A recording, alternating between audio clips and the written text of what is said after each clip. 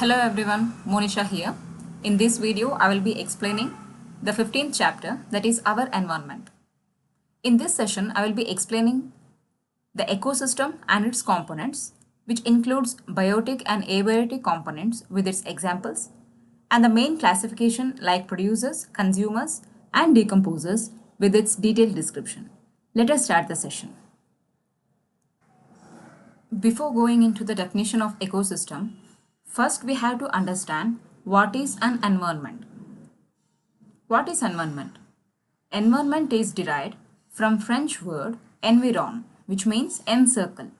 In simple words, we can say that everything which surrounds us is called environment, or environment can be defined as all surrounding conditions that have direct impact on all human beings and animals. So this is the basic definition of environment. Now let us move towards ecosystem and its components. Now let us know about ecosystem. All organisms such as plants, animals, microorganisms, and human beings, as well as the physical surroundings, interact with each other and maintain a balance in nature. All the interacting organisms in an area together with non-living constituents of the environment form an ecosystem. So what is an ecosystem? An ecosystem is a community of living things and also non-living things that live and interact in a specific area. So a whole community which consists of both living and non-living things.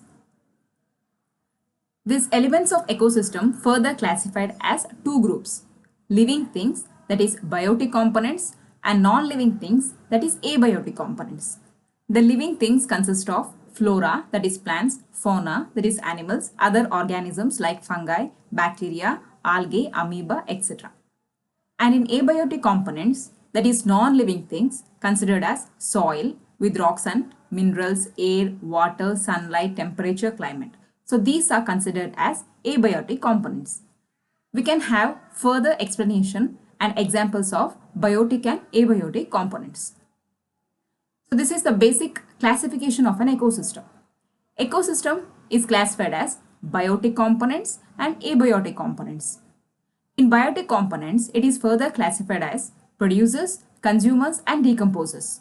In that, only consumers as further classified into primary consumer, secondary consumer, and tertiary consumer.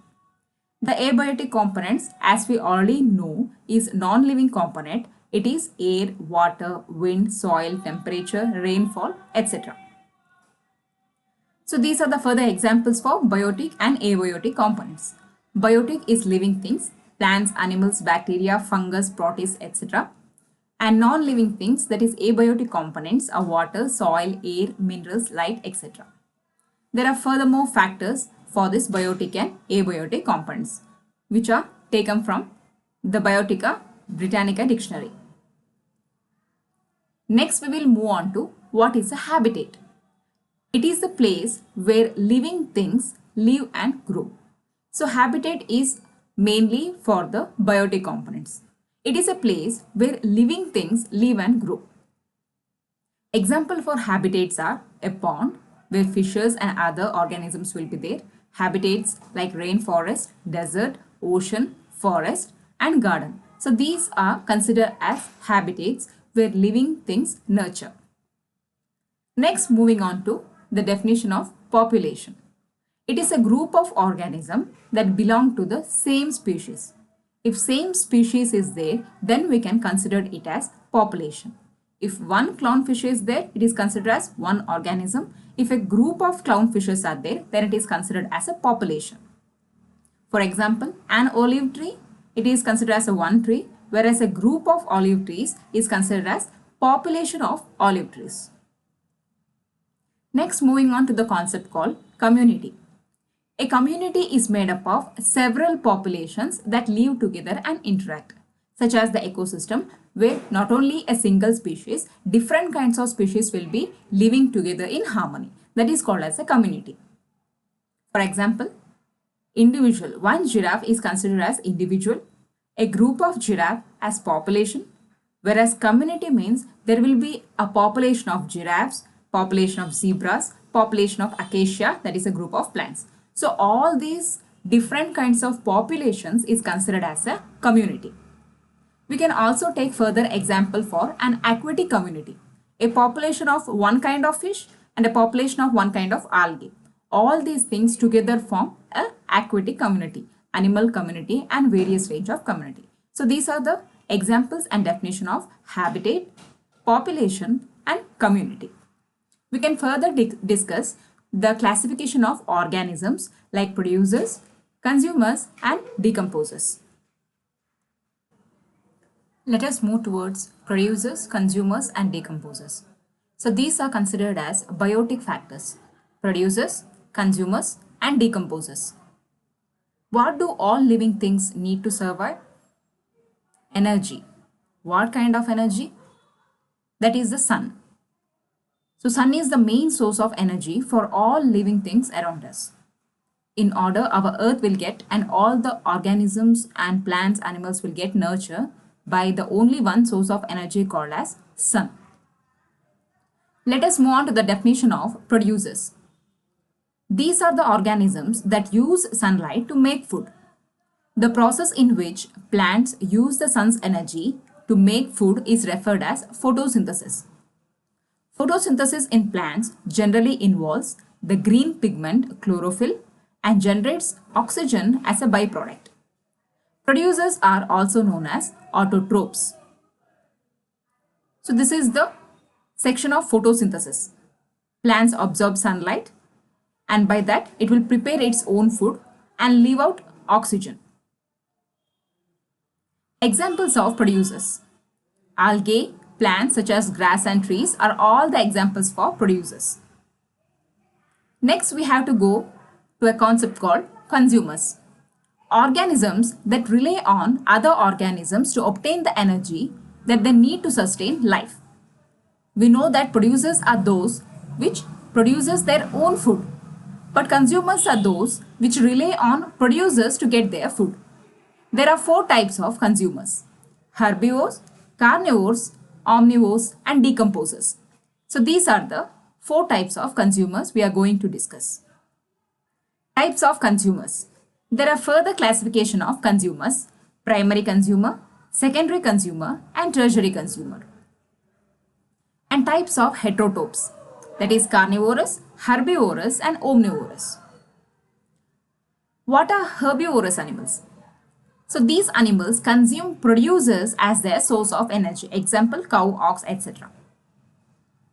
Carnivorous are the heterotrophs or the animals which uses these herbivores as the source of their energy. It usually eats herbivore animals. Omnivorous are those animals which rely on both producers and animals as the source of energy. They eat herbivorous animal and also they eat the producers like grass and plants. Scavengers. These are the different type of animal which consumes dead organic matter as a source of energy. So these are considered as scavengers.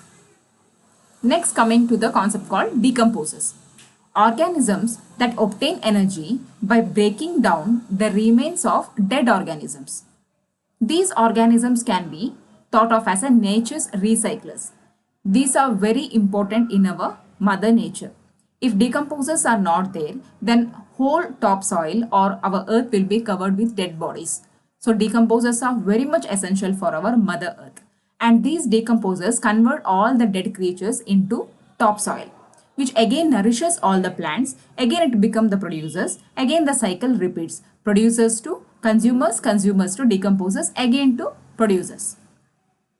So decomposers mainly take the dead remains and decomposes it so that it will become a topsoil and nourishes the soil so that it will become food for the plants.